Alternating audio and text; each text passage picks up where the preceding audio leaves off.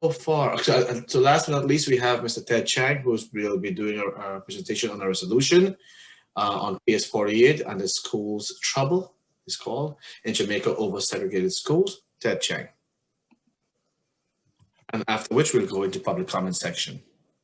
Okay, everyone. Hi, this is Ted Chang, and I am the chair of the CEC28 Equity Committee. I'm going to be speaking about PS48 and the school troubles in Jamaica over segregated schools. So this is a resolution. I just put it into the chat. After I give this just talk, there'll be opportunity for public comment, and then during the business meeting, the members will discuss and vote on the resolution. If anyone is interested in some of the topics that the Equity Committee covers, and there's a lot of different topics that we cover, disabilities and marginalized students. There's just a whole range of topics in regards to what equity means. Feel free to look up the page on the website and get in contact with us. So PS48 is a school in our district, but what's really interesting is that when racial segregation was legal in New York schools, PS48 was actually a segregated school. And here you can see a picture of the old wooden school building that it was housed in. That building is no longer here. They eventually rebuilt PS48 as a really amazing and much larger building. But this was the original PS48. And then shortly after the events that took place, it was desegregated. So the school troubles in Jamaica, New York, is basically a story where Black families challenged the racial segregation of schools. And I found it very fascinating that it's not a well-known story today, and I'm not really sure why that is, but I just felt that it's an important story. It needs to be retold so that it's not forgotten. So if we look at the New York laws of 1894, and this statute actually dates back to at least 1864 and perhaps earlier, there's some really, really interesting and artful language in the statute, which I could spend a lot of time talking about. But probably the most important part is the last bullet point here, which is that it created separate, quote unquote, separate schools. And those schools would be, quote, supported in the same manner as the school or schools supported therein for white children.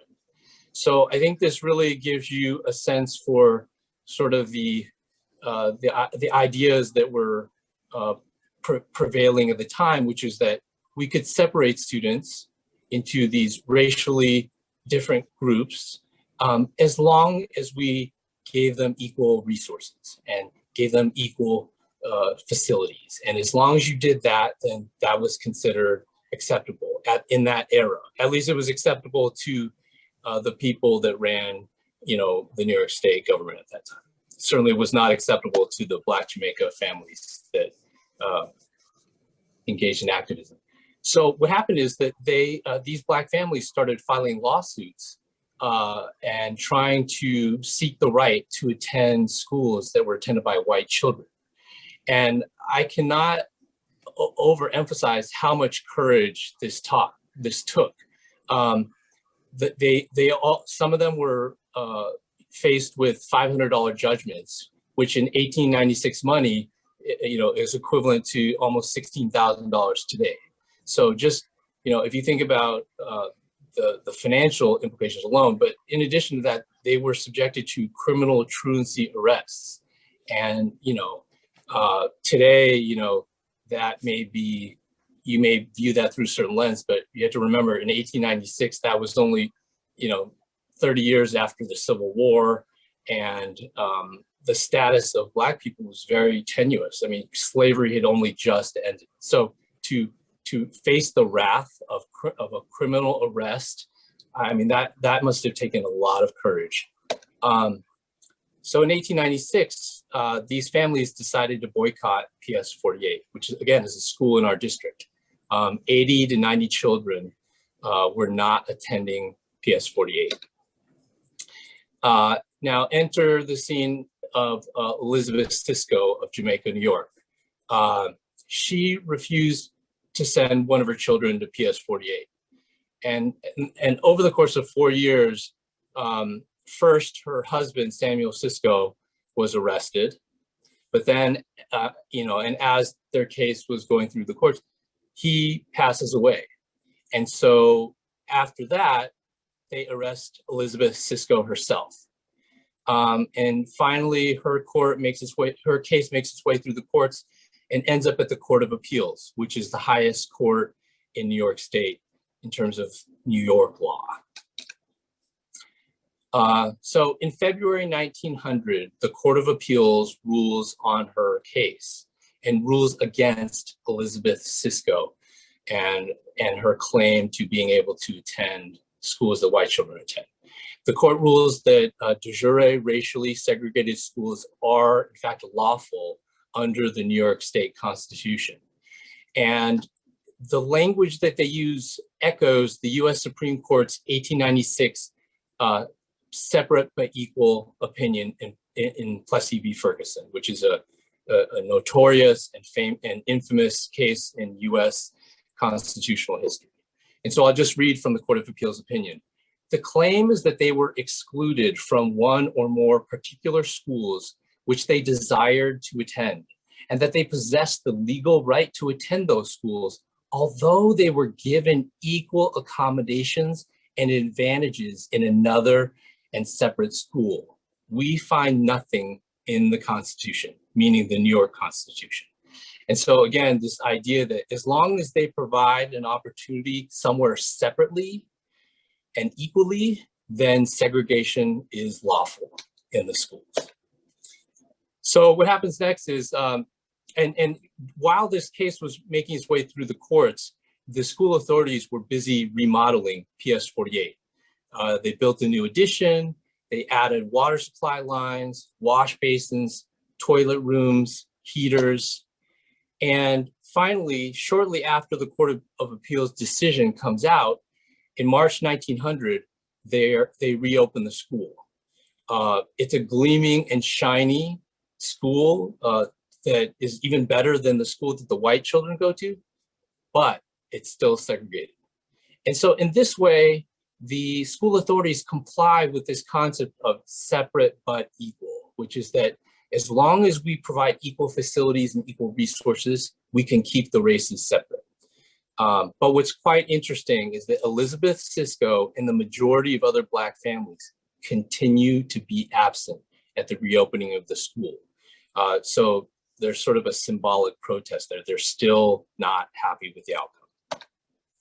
So what happens then is that immediately after, a bill to abolish segregated schools goes to Albany. And this bill is actually written by the attorney that represented Elizabeth Cisco. He was a former member of the New York Assembly. And so he obviously knew how to write legislative bills. And so whether it was coincidence, we're not really sure, I guess, or I'm not sure. But he gets a bill, it's sponsored, and it makes its way through the New York Senate, then the Assembly, and finally, Governor Roosevelt signs it into law. And the headline was "No Color Line in Schools." And the governor actually gets credit. They say that it was a New York City bill and that he expanded the scope of the bill to all of New York State. So, basically the question is, was it a victory? And in the wins column, you could say that it abolished the law allowing schools to explicitly segregate by race.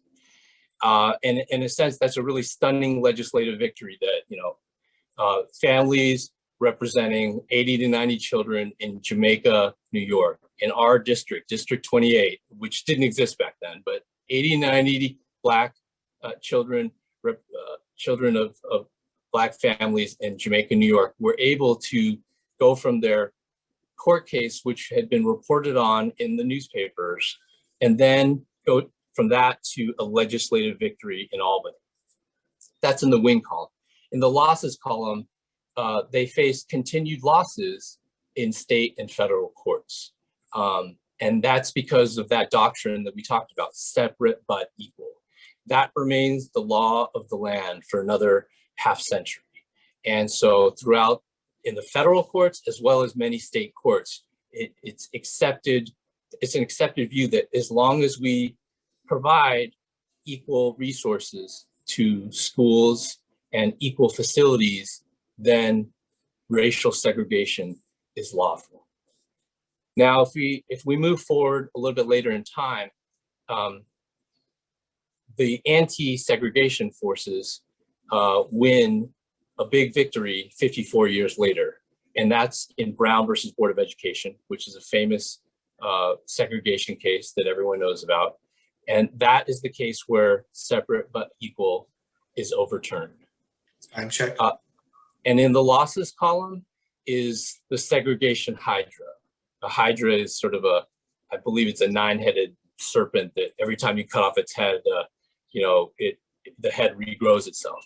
And so the question from 1900 and then Brown versus Board of Education and through many other similar cases, somehow does segregation seem to reemerge but with different rationales, different justifications, different policies, different contributing factors, but always the same result, some kind of racial segregation. And so I think there are a lot of interesting questions here for policymakers, for students, for families, and I'll just leave it at that. So we will discuss this later in the business meeting, and I hope you enjoyed the presentation. This is a really unique piece of District 28 history, and it's worth remembering. Thank you. Thank you, Ted. Okay, without further ado, we'll go to the public comment section at this time. If you can stop sharing that, Ted, I'll appreciate that. And when you hear your name, you can just be prepared to make a comment. You have 3 minutes to do what you have to do. And thank you for bringing this history of our district to light, Ted. We will discuss more of this in our business meeting and vote on the resolution. I wish you had just said what the resolution is stating so the community will know. Do you have be it resolved? Can you just say the be it resolved part, Ted, really quickly? It's important that our community knows what that is asking, because you did say it's a resolution. Be it resolved what? Yeah, sorry, let me pull it up here.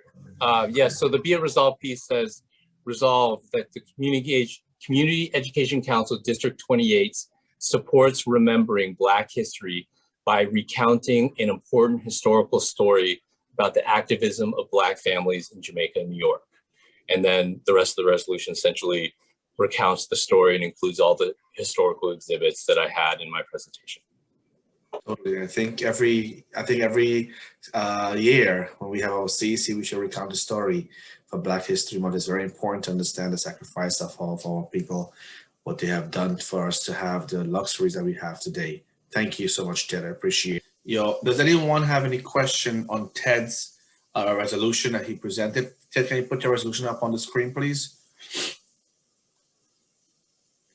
We were all in that meeting today where he presented the resolution.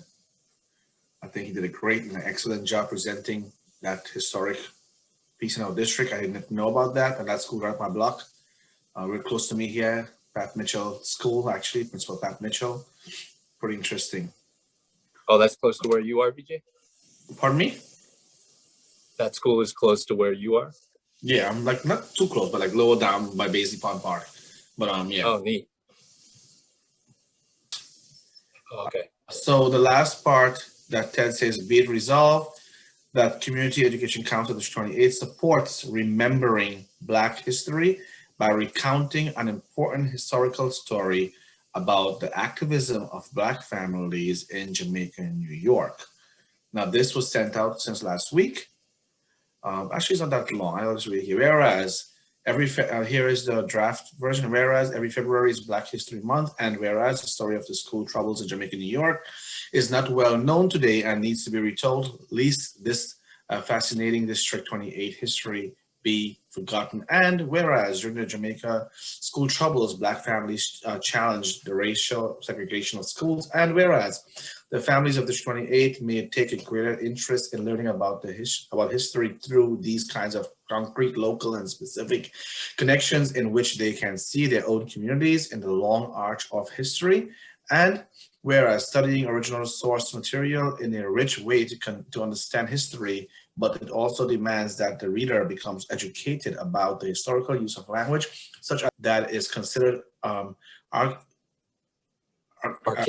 archaic and or offensive, and whereas learning history plays a critical role in the development of the citizenship skills of our families, voters, community members, educators, and leaders, and whereas the retelling of this story may better equip educators and families to analyze today's racial issue through a historical lens, therefore be it resolved that Community Education Council, District 28, supports remembering Black history by recounting an important historical story about the activism of Black families in Jamaica, New York. I got a question. So are you saying that we should, like, how do you think we should recount this? Like how you did today? When you say how do we recount it, what do you mean? Like, do you mean like, so the CEC should do what? Like you say we should support remembering, but how should we remember it? By recounting like what you did today, like explaining tell a story, tell what happens? Well, I mean, the resolution is like all the whereas, right, and then the story is attached to it. So just by passing the resolution, we're essentially telling the story, and then when we email around the resolution, and if people read it, then that's kind of a telling of the story too. So, okay, great. Any other questions? Anyone? Going once? Going twice? Okay, we shall vote. All right. All in favor of passing this resolution? Vijay Ramchan? Yes. Barbara Williams? Yes. Elena Aminova? You're muted. Yes. Thank you. Erica Cooper? Yes. Andy Matus King? Yes. Ted Chang? yes. Michael Morrison, excused absence. Robert Tamayev? Robert Tamayev?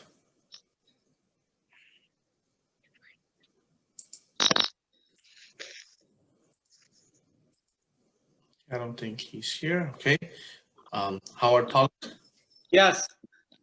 Rajendra Kaur? Yes. Okay. That was 1, 2, 3, 4, 5, 6, 7, 8.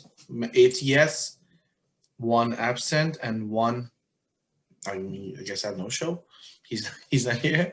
So the resolution has been passed. Thank you so much, Ted. You will adopt. Congratulations, Ted. Yes. Congratulations, Ted. And thank you, everyone. I mean, that was this is really historic for our district. So thank you, everyone, for your support. Thank you, and definitely we will have it filled out properly, and then we'll have it sent to Crystal, which gets sent out to our entire district. You can stop sharing now this time, Ted. Thank you so much.